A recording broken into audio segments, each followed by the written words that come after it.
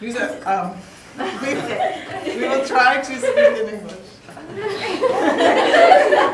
Sie in German. Oh no, not. Sie auf Deutsch. Okay.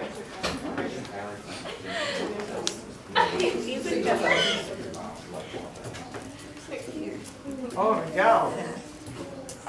Je veux dire, I mean. Oh look, is that Jake? Oh no, that's Jake. No. Oh. On a quiz. Oh my God. We have a quiz on Monday, and they have to know who all these people are. Yeah, you need to know who. I only know Hitler. Okay, Winston Churchill, Benito Mussolini. I don't know who the final guy is. Churchill. No. No, ce n'est pas Churchill. Roosevelt. Oui, de quel pays? I only know those two names. Mussolini, It's recorded. Winston Churchill, Hitler.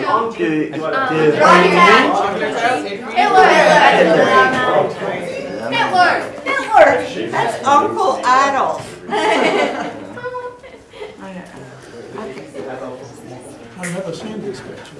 Oh, it's just a conglomeration. Comment dit-on? English. Collage. She's asking what Collage. word. It's a Collage. She's asking us what word. Yeah, that's why I said collage.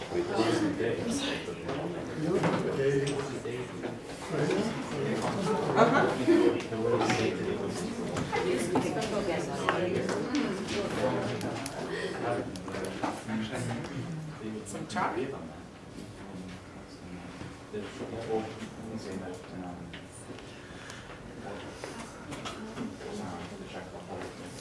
So all the students have questions to ask you, and Mr. Stumper is going to start with a bit of introduction.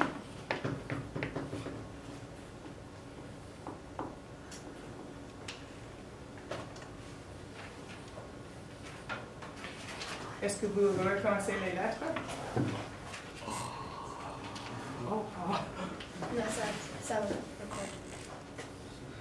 Yeah, déjà fait.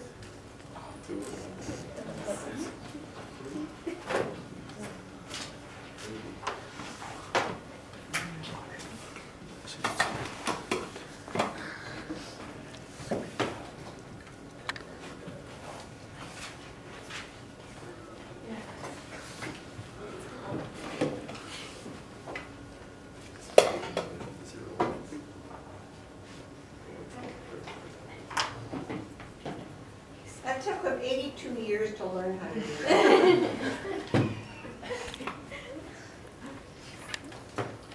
Good morning, all. Morning. Never in my life did I intend, nor ever have I done anything like this, presenting to a group of strangers about life I experienced and remember, counting back, way back.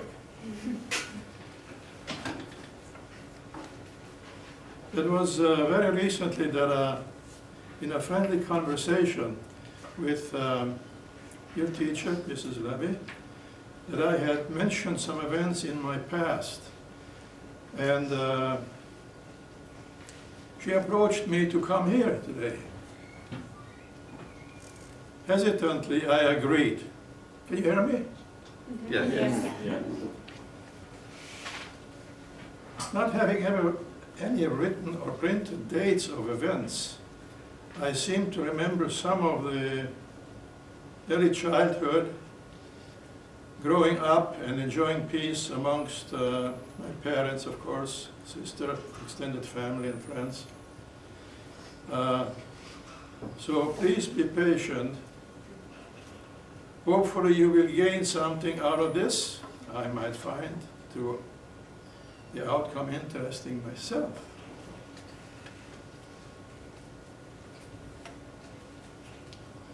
Starting back, my ancestors came from Luxembourg. You probably know Luxembourg. A very small country, still existing, located and squeezed between Germany, Belgium, and France.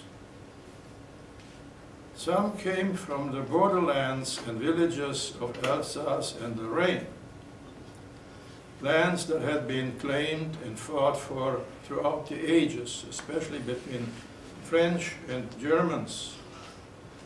Additionally, overpopulation became a problem with large families and not enough land.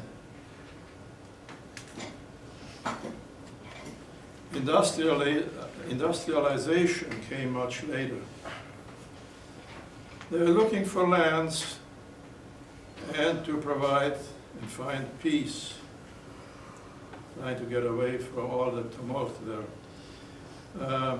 In 1785, the earliest settlers arriving on lands being part of Austria-Hungary, Roman Catholics were given preference. This resettlement was organized and supported by the Crown and Austria's Empress Maria Theresa. You with me?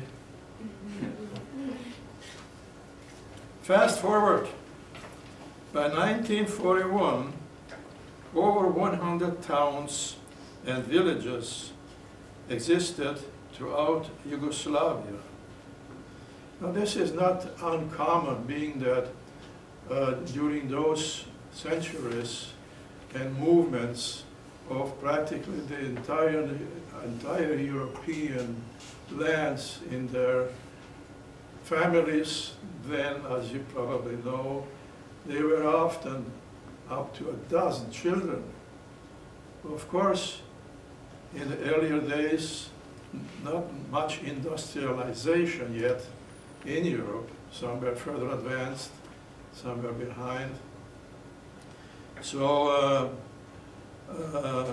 people started to think, and eventually, well, let's go someplace. Let's move on somewhere where we can find new future, a new land that is accept us. And most of them obviously also were considered about the tumult, war, often between smaller nations as well. And a lot of them were against war. So what happened then, of course, is you have these people moving on and discover other lands. And there were many of those countries with the language of German, a lot of them speaking a dialect, moved on. There were some, and still probably are, in Argentina, in South America, various places. And in Russia, in Hungary, and the place where we went to. And they settled down, and of course they had to start all anew, often coming almost penniless. But the government supported them then. And what we have differently here, in that we, after 100 years, not many of us probably speak German anymore. The younger folks, of course, don't always catch up. And what is more the case in countries other than English-speaking, in that being that we are Anglo-Saxons sort of as well, we have a lot of words, you know, that some words in German are the same as in English or the other way around. So those people sticking to their culture and being well influenced by the church.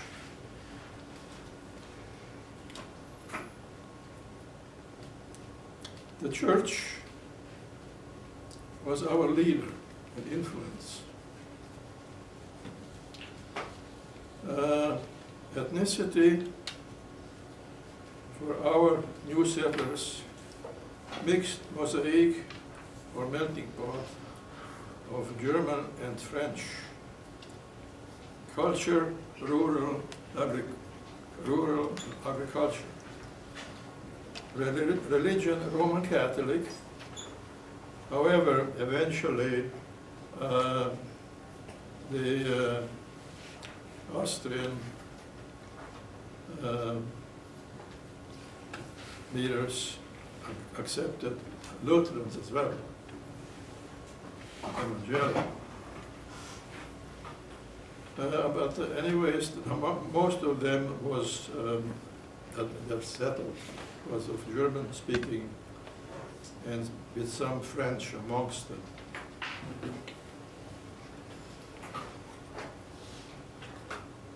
As you know, most Germans, wherever they come from, and I never lived in Germany.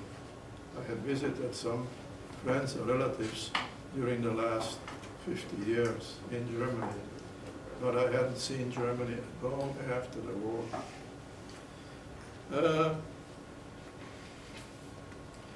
But many of them have a German dialect. However, the written language is in High German.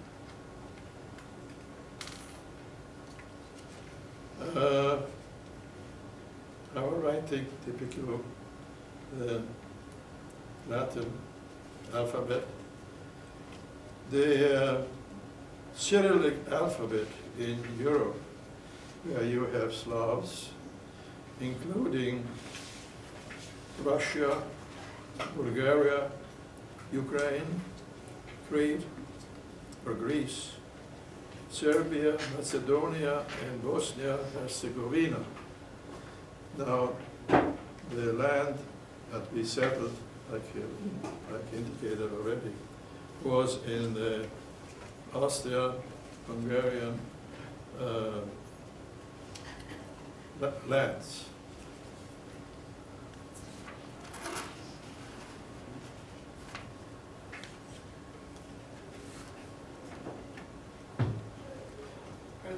Are these cities here written in Cyrillic? Sorry? Are these cities on the map here, are they written in Cyrillic? No. No? No. Okay. I'm afraid. It's all right. Oh, it's okay.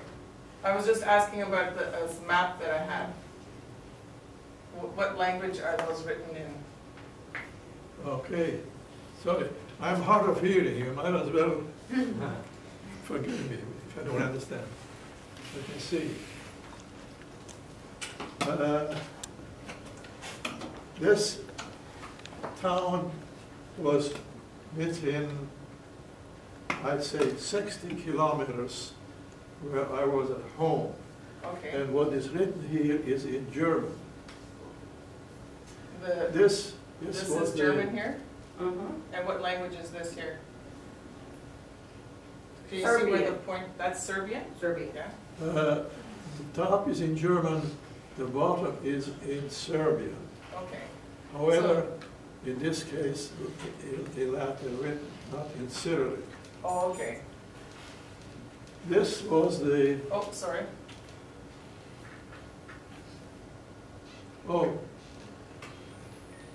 close to this was our village where we lived, Is which this was the right village? on the Romanian border. Is that the right village? That's the name in Serbia. Serbian. In German, it was Gross Guy. Oh, In Romanian, it was Gaiul Mare. I have some pictures of your village. Do you want me to turn the lights off? Oh, wait, so did they, Sarah? I don't know this guy. You don't know him? Does this look familiar, this countryside? Some of these pictures? It looks familiar, yes. Yeah? All right. So can you tell us a little bit what it was like growing up before the war? I'm coming to that. Okay. Yeah, not much to say. Oh yes, these were typical villages. We have to realize we are thinking back now to the early 1900s. And these homes are from around that time. But not the basketball court. Yeah. Just so you have an idea of what it was like there.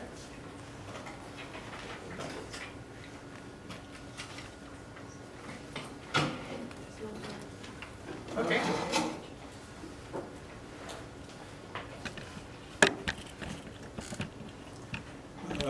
After the war, the First World War, the old Austro-Hungarian Empire lands were substantially reduced. As you know, Austria-Hungary was a huge, one of the main lands of Central Europe, which was then cut up, and what came as a result, Romania, Yugoslavia. Up until then, there was no Yugoslavia yet. That was the land of Serbia. And now, after the war, the governments were deciding to join between the Serbians, the Croats, and the Slovenians. And they'll unite, and the new name was to be the Kingdom of Serbia, Croatia, and Slovenia. Now, if I mentioned that, the Serbian country existed, of course, before the war, before the First World War. The other two, Croatia and Slovenia, were under the influence of the Austrians quite a bit earlier, also having been Catholic, maybe 90% Catholic. And they used our Latin writing, whereas the Serbs had the Cyrillic writing. So, like I said, the first king since creating one land, the king was King Alexander. If you look a little wider and you ask me what was his last name, it's someplace here.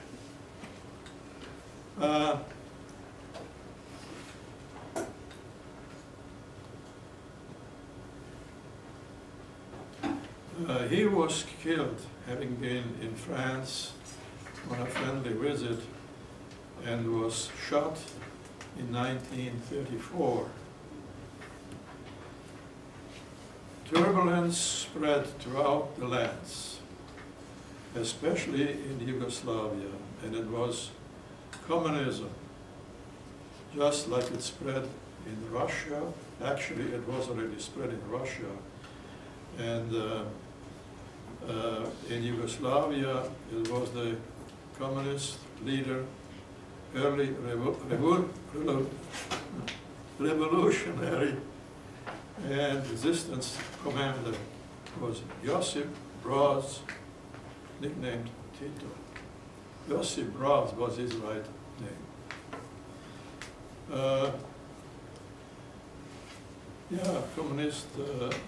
Communism spreading throughout Europe, and Stalin, the Russian leader, aimed and proclaimed to conquer Europe. Tito's aim was similar, promising to achieve his glory by eliminating all citizens not supporting his communism. And many citizens are still against a brutal dictatorship years later. Amongst his radical supporters, more and more killings took place, and citizens considered anti-communists a threat to his policies and regime. Victims were arrested, mostly entering homes at night and often or occasionally killing. In 1941, the Germans had invaded Yugoslavia. To avoid and prevent those killings, our German minorities were requested to volunteer joining the German army. Only 2 18-year-olds volunteered in our village. However, general mobilization came then by 1942, only about 2 years later, and many of our brothers, fathers, and friends died following the order to stop by then Tito's communist revolution. Don't mind if I'm getting a little emotional.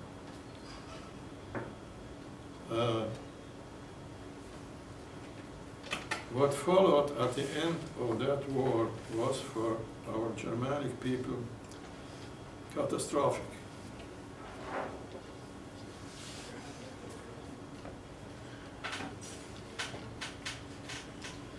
About my life. My earliest memory I might have been a year old, and I was told that I had discovered autos passing along the street. Very few autos came then throughout our town. And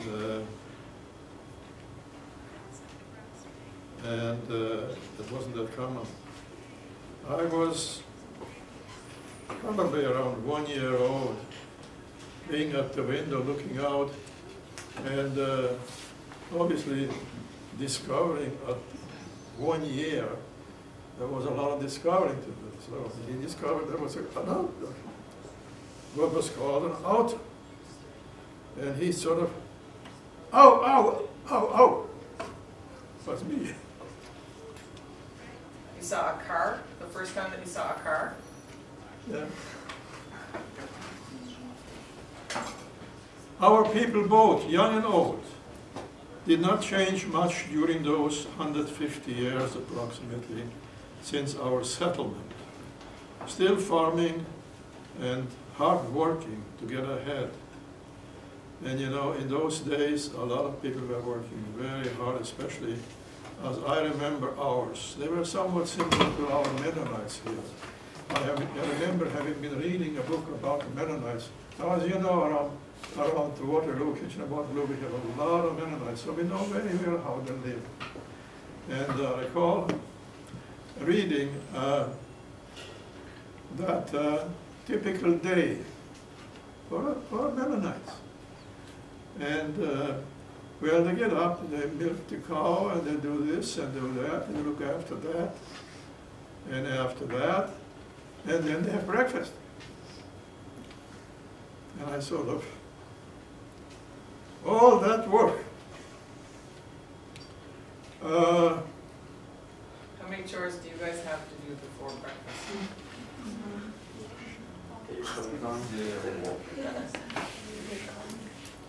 Yeah, they don't have much to say, I guess. Yeah. I hope I give Very you some different. ideas for you to think, and I'm willing to be here to answer whatever I can answer. So here we are.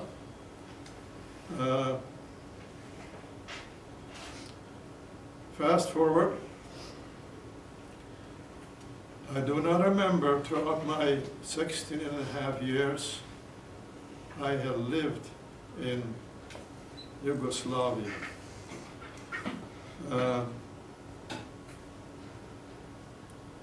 Of any crimes committed or anyone causing trouble of any kind. I would consider them as having been always very devoted Roman Catholics, first of all, anti-war pacifists, hard-working and fully committed to their new land, soil in the new country. During my early school years, I learned Serbo-Croatian, which is very similar, other than the writing in their books, but in speech they understand each other. So this is quite often they were considered, they are more or so. I started learning Serbo-Croatian as a second language, instruction a few days a week. Somewhat probably similar to what you do learning English, if we have such arrangement.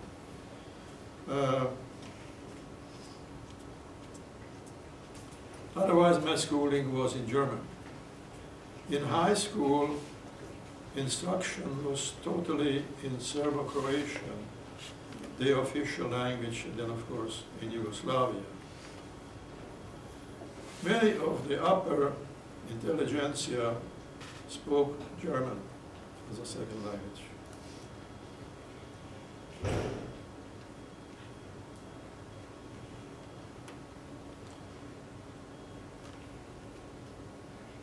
In September of 1943, I was 16 years old.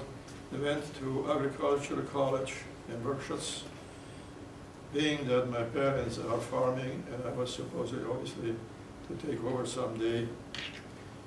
There was a lot of work there, and I don't like to remember. As a youngster, to help. In that town, about 25 kilometers from home, a few days after starting my second year of college, I received notice of conscription for the German army. Now I was around 17 years old.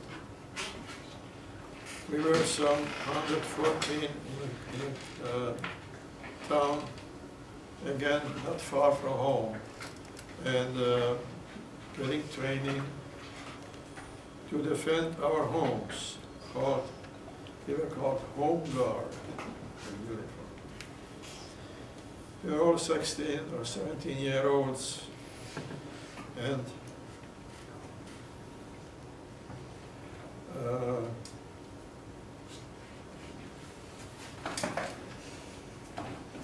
some 3 weeks into training there, the Russians came closer, and eventually we realized, or our leaders realized, we've got to go. And we abandoned jointly to escape. We had neither property, equipment, nor enough training. The recruits received discharge documents.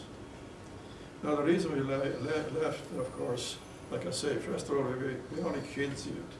Secondly, we could already hear tanks coming, and obviously they had heavy equipment.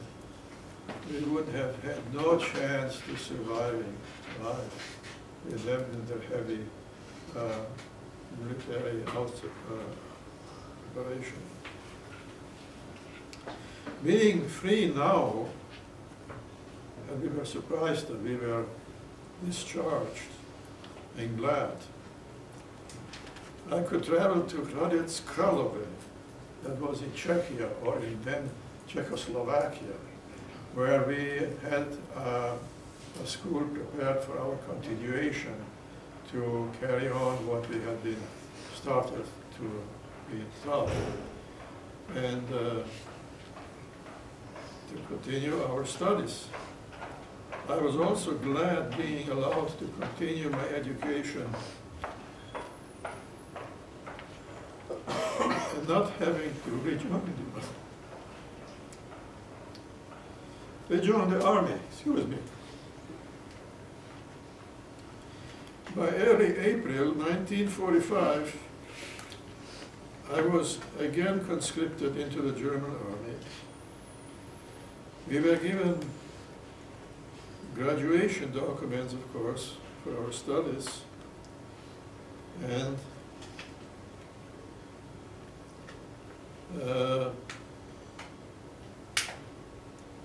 the school, of course, was dissolved.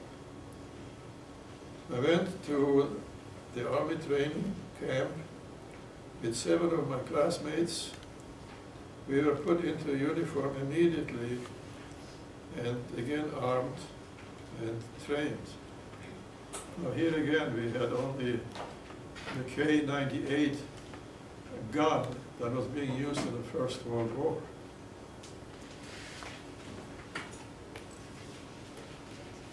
We were not sent to the front. However, it didn't take long.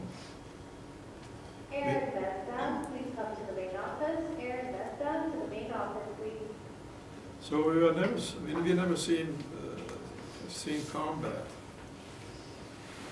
The camp was quickly liquidated, and we were encouraged to head towards Pilsen, which was towards the Germany and the American army that reached that far. So we wanted, of course, to get to the Americans.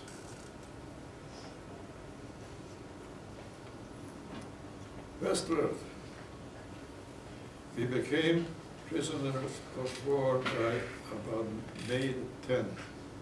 So we were about 2 days on the way. However, there were about 119,000 German soldiers withdrawing from the front and, of course, from the war, being that May the 8th was the peace agreement, and we reached the Americans.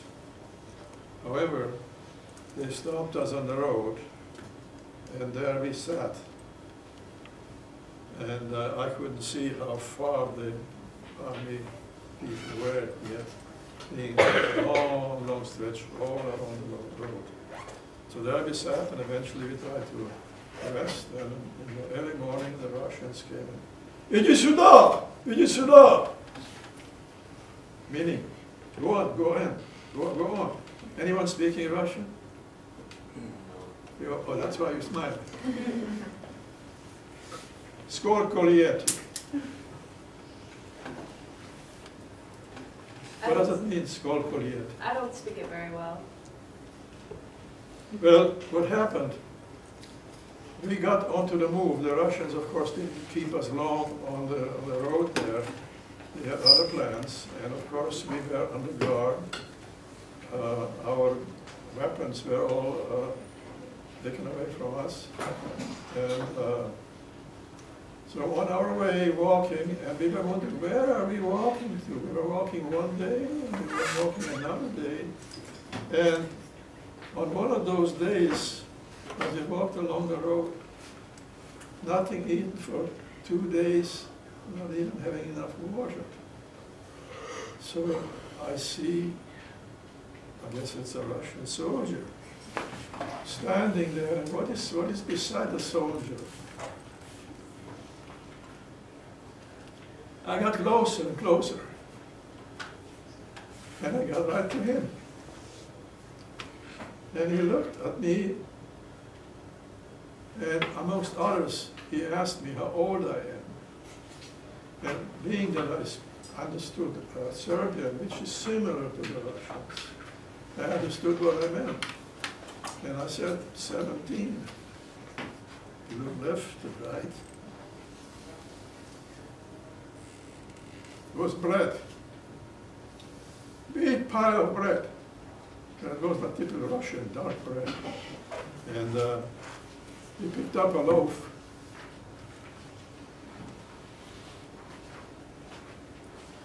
Broke it in half.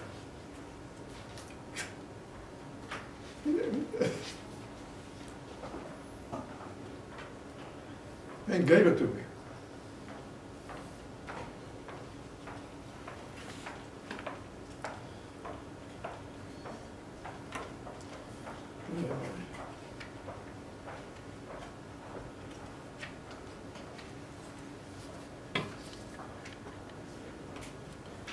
the Russians actually have us treated well. However, after some 3 weeks, we were settled in what was almost like a park-like setting. It was actually not completely up to. We settled there. There were only a portion of us, maybe 2,000 or 3,000, that we were requested to separate as per nationality. And so naturally, there we were, possibly, I would say, close to a dozen different nationalities that were separated. Some had possibly 300, some had 150, some had even less. And what happened there then, of course, a German officer, a Russian officer, and then another one or two came along. And the last ones of us, the group, may have only been 60 or 80, were from Yugoslavia. So we had an officer amongst us, and he said to us, kids, how would you like, I'll speak for all. Yeah, sure, you go ahead. So he saluted to him and said in Serbian, we are all Yugoslavs. And he says, oh, Karosh, make a list, turn it in tomorrow. And then we were staying together. And then some 2 or 3 weeks later, after having had very little food, we were put onto transport, and away we went on the train. First towards Budapest, and that suited me fine. There is still more or less, it could be more or less to Yugoslavia, turning south in Budapest, or drive more or less straight and get to the Urals, get to Russia. So my school buddy and I decided we'll leave. We just run away. So that's what we did right there in Budapest. And then we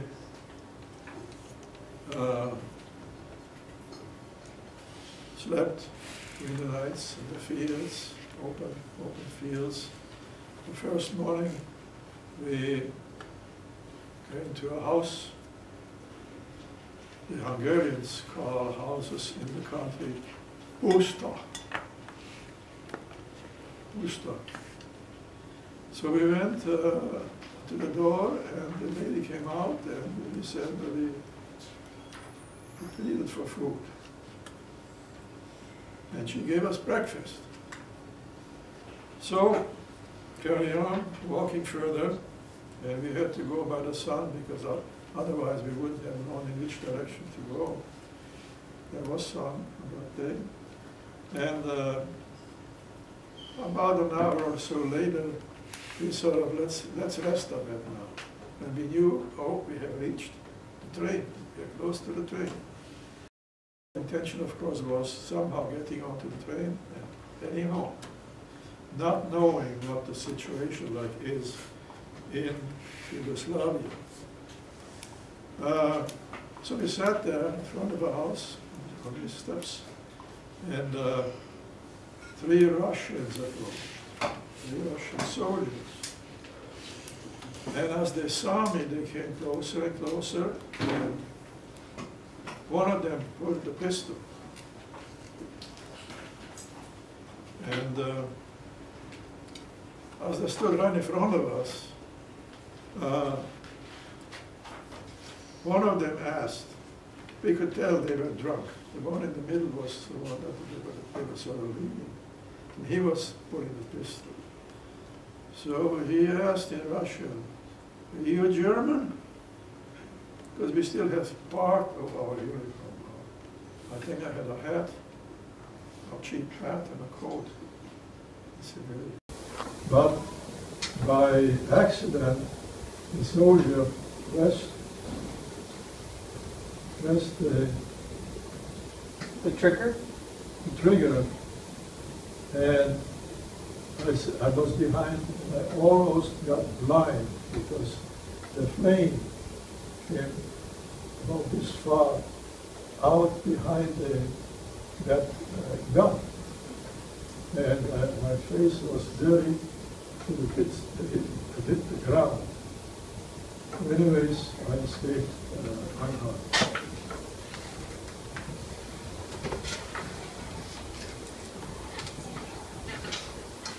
You understand some of it? Len? So I've never actually had the opportunity to meet someone who was in the Second World War. You speak a bit louder. I've never met someone who was in the Second World War. So I wanted to know, during the war, who did you think would win? Who did you think would win? Well, we were all naturally influenced in favor of Germany. And although our people, let's say our people, I mean those that had settled in our town that I knew of, and most others, were not meant to be soldiers. Farming was their land, was their interest in their land. They had changed and accepted to be from the German language in where they came from. They were not Germans, but their language was German. To after the settlement, they were to also learn Hungarian as a second language, because Hungary and Austria were under one crown. However, the part that we were living in that new world was considered Hungarian. So then after the First World War, things changed, and it was now the Kingdom of Serbia, Croatia, and Slovenia. Eventually, the name was changed to the Kingdom of Yugoslavia, as I mentioned before. So they accepted them all, whatever it was, being that they were considered to tolerate and support whoever is in command of the country.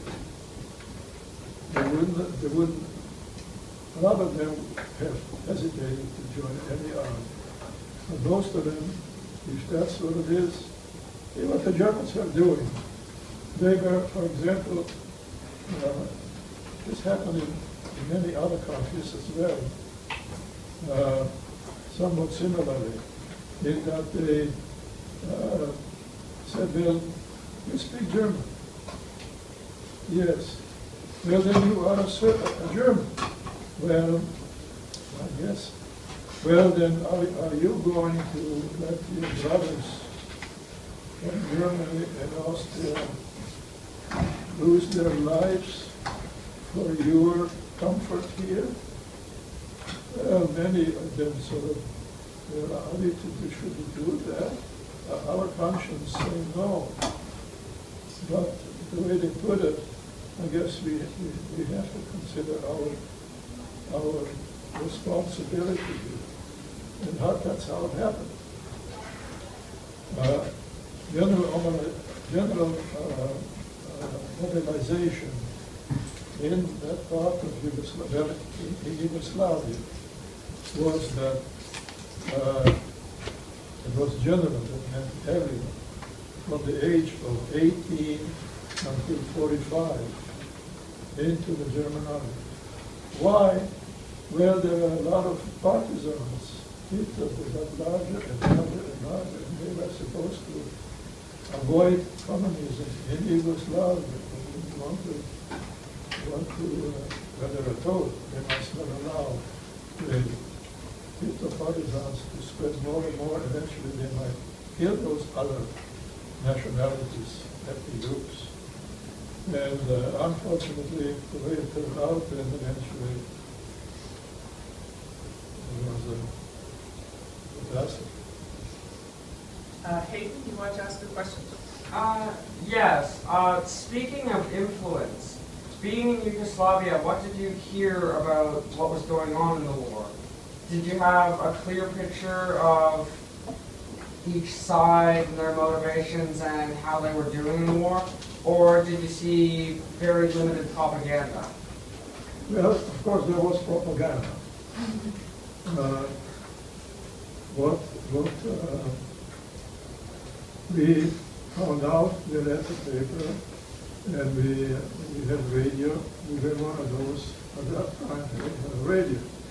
So naturally, we could hear from our lands, we could hear Vienna and a number of places, more or less in the southeastern part of Europe.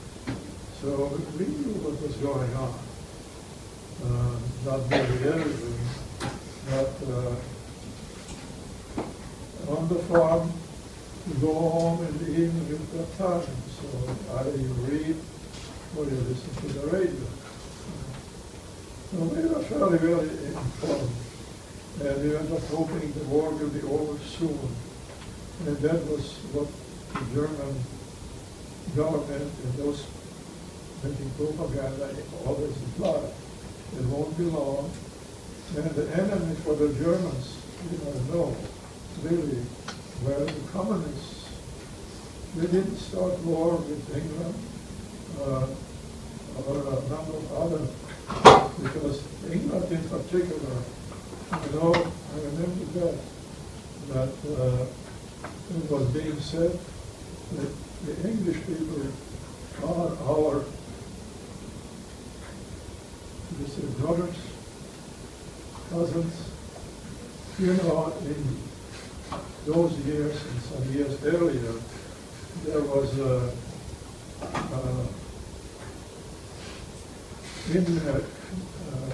what's it called? Marriage between the British house and the German house. Rivalry? Rivalry?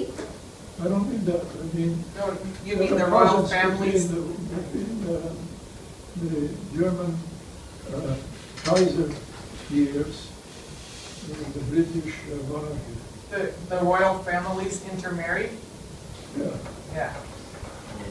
So the royal families intermarried, so the leaders had cousins, and the German leaders had cousins in England.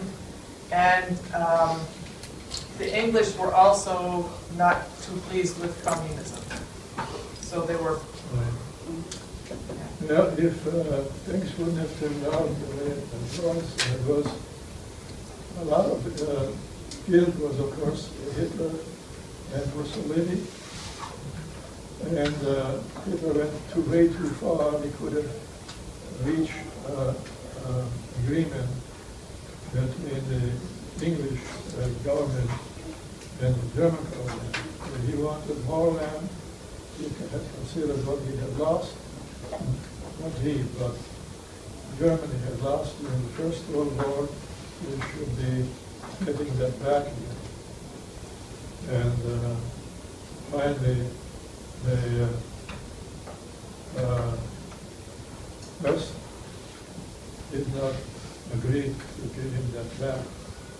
And then they declared war to Germany. Do you have another question? Yeah, Alexander? I was just wondering, like, when the Axis powers were eventually defeated at the end of the war, were you surprised that they were defeated? Were you surprised that Germany lost? Yeah, like. Well, not towards the end. See, here again, from what I've been reading a number of books, and I consider being sort of in between now. I can understand, and I've been reading books that were written by authors from the West, from England, from the USA, even some in Canada. And of course, more often than not, in cases like this, the victor is writing as they see it. There are some books that are absolutely neutral. It surprises me how what I consider apparently truthful are.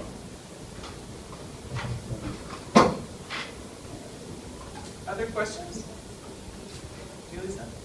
Would life have been different if Germany had won? Like easier or harder? Would life have been easier or harder if Germany had won? For you? Hard to tell. Hard to It's tell. hard to tell. What the Germans claimed ever since the losing what was considered West Russia, the German land as compared with their population. They were squeezed more and more. And of course there was no land after they had lost West Russia. There was no land for agriculture and things like that. So even today, it's even worse now. They have to import most of their food stuff. Other questions? Yeah. No, I'm Sorry. going to Will the it- end. Blake? Then you have a little more input, maybe you remember something you'd like to ask. Blake? Did you ever hear one of Hitler's speeches? Did you ever hear one of Hitler's speeches? I still don't know. Did you ever hear one of Hitler's speeches? Did you ever hear Hitler speaking? Oh, yeah.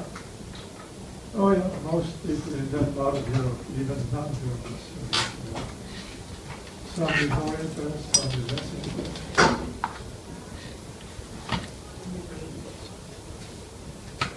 Yeah, that was on the radio. Oh, yeah. Yeah.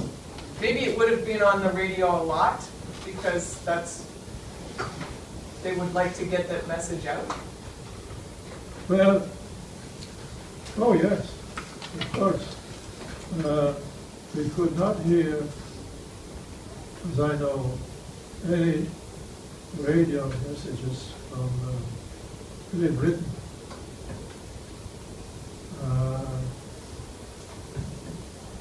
So, what did you want to say? Oh, nothing, I'm just agreeing with you. Other questions? Yeah.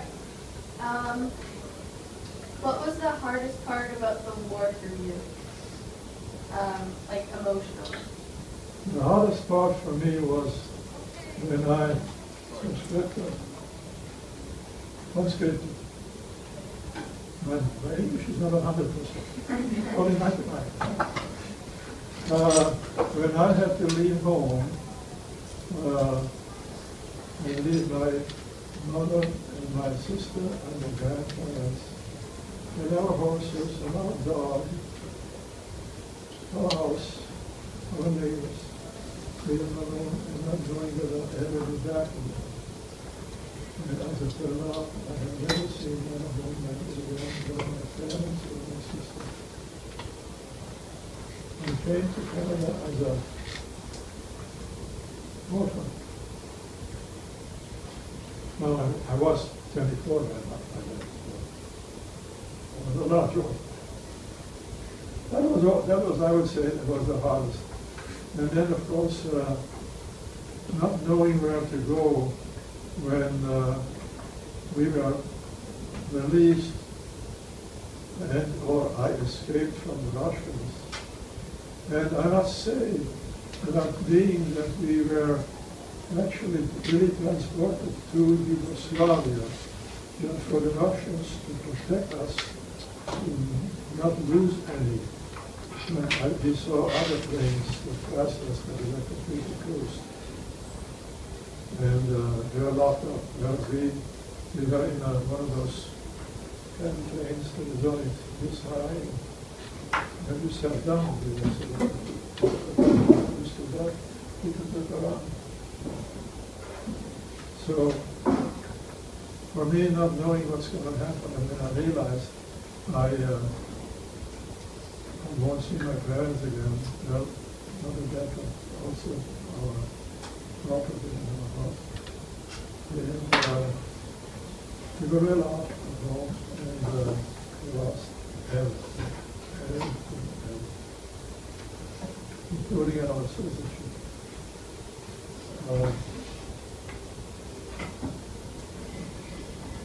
Another question? Okay. How did you feel when the war was over? Not good. Not good. I had to start all anew.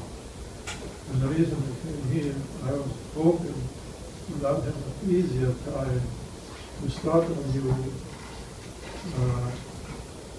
and enjoy freedom. And I must say that after beginning already, I noticed that this is the land I'd like to live.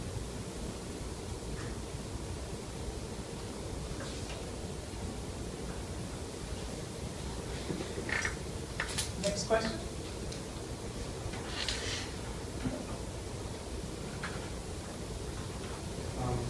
What did you find the hardest to do while you were abroad? What is the hardest that I was abroad?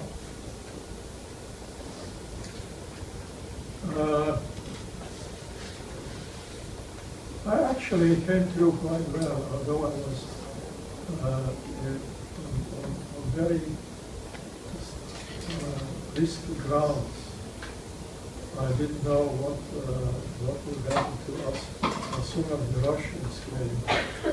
Are they going to shoot us? Are they going to kill us immediately? What are they going to do? However, I saw interesting moment there, and a few others. But after the big excitement, the Russian soldiers more or less sort of, well, you're the sheep, I'm the Dutchman. And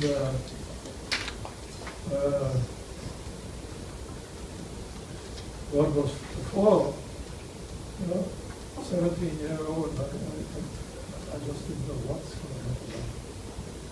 Are they going to beat us? Didn't happen.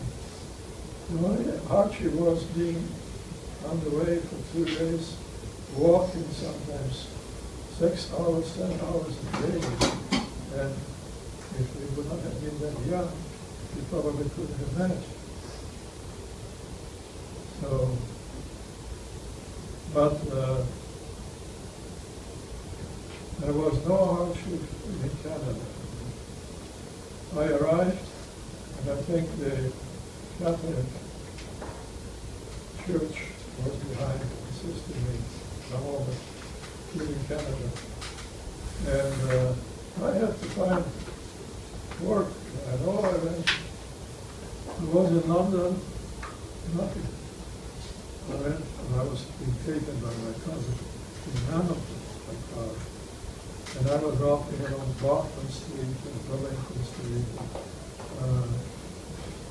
All, especially where there were factories. I went from door to door. I was not sure how to say what I want. Some gave me application forms to fill out and bring them back, or else we'll call you. And it took me about 3 weeks. I spent my last few pennies to pay a room and board where I was. And then I got a job in Burlington. And I didn't ask how much are you paying. When can I start? Monday. Because I was in need of money. Now at that time I was still alone. I had been engaged to a Austrian girl in Vienna, where I was. And she was following me, and about a year later. And I remember the way we immediately. Coming after some 3 weeks, whispered to me that we were close. I said, Monday, we have a 10-cent power increase. 10 cents in 1952 was a lot of money. Naturally, I was happy. So I obviously did okay, and I stayed there for 7.5 years until I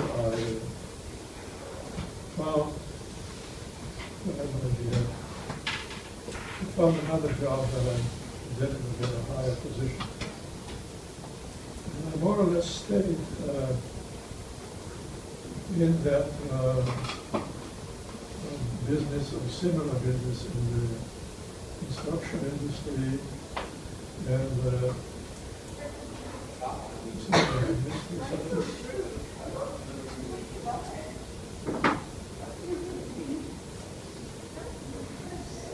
The bell's going to go in a few minutes. Nous avons combien de temps? 30 secondes. Okay. There's a few students that would like to take some pictures with you and the students. Tu vas le faire? Is that okay with you? If they take some photographs of you? Yeah, do that. Everyone? On behalf of all of Dancing, we'd like to thank you for coming. Let's see.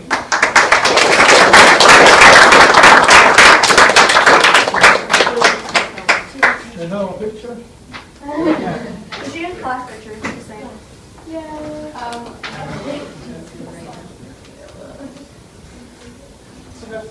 Tu veux que je fasse la photo avec toi?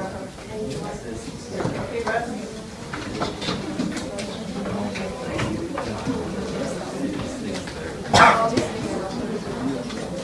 They want to post you on Facebook as they start. Il va pas te mordre.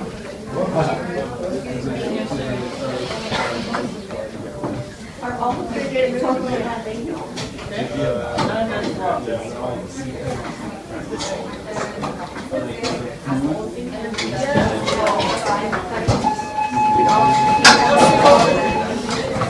Have a good weekend.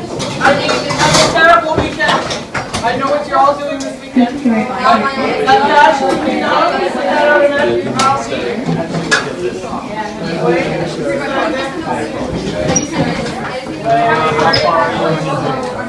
Sorry, today has been postponed. We'll give you a new date. And also, the girls' soccer practice after school has been canceled today. That's the girls' soccer practice after school has been canceled. And the IDC meeting that was scheduled for today at lunch has been canceled. Has been canceled. Should we take a picture? Yeah,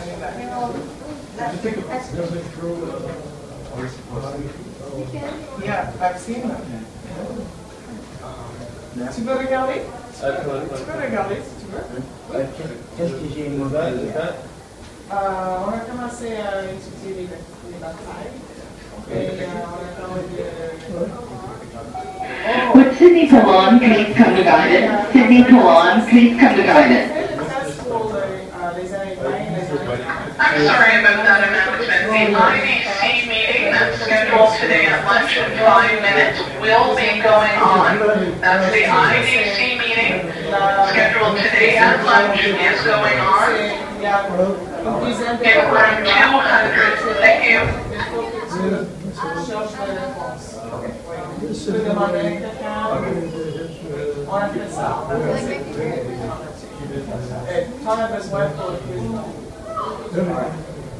Okay, bon weekend.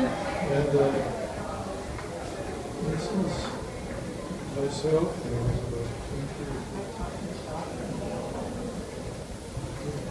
This is my sister.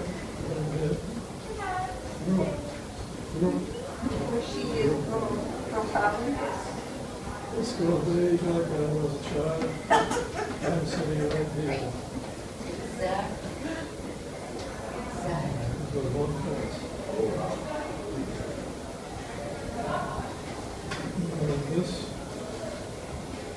taken notes.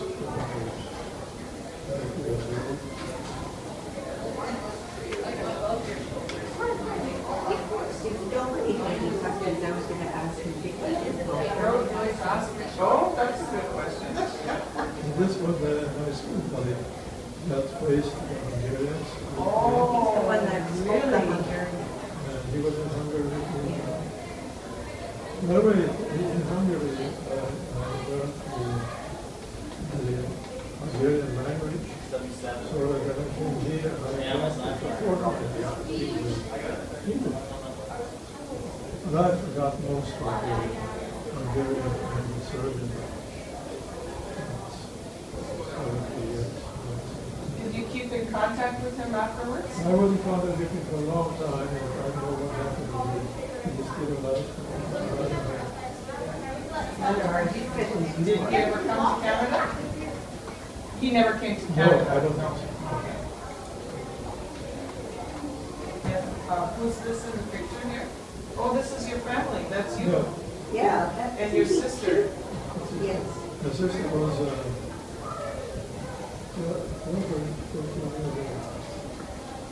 And that's his sister's wedding picture. Me and her husband. Oh, wow. What year was this taken? well, I think 1940. 40? Herman was born in, and this is cute there. Mother and sister. Oh, she was much older. Yeah. She looks very young in this picture. She's what, 5 years older than you? Yeah. Oh. No, that's what you will find in that, for those that were left behind in Yugoslavia. It was, anybody who wasn't on people's side, and they were all, they all died. All right. Yeah? Oh, you're welcome. Hopefully you enjoy it. All the best. Take care.